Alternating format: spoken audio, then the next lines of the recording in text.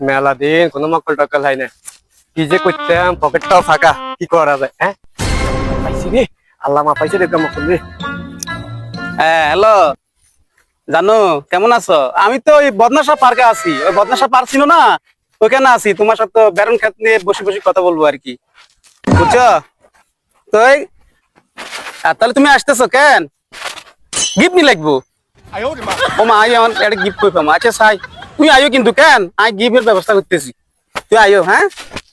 আচ্ছা আচ্ছা ঠিক আছে, আইও। তুমি আইলে আই দেখি কি করা যায়। ভাই লাগে আমার কাল্লা গিফট করবো। আসসালামু আলাইকুম ভাই। ওয়ালাইকুম সালাম। ভাই আপনি কি এখানে কেন আসছেন? আমি তো আমার প্রেমিকের জন্য অপেক্ষা করতেছি। আরে ভাই কইয়ে না, আমারও তো আজকের দিনটা মিস করে দিছি।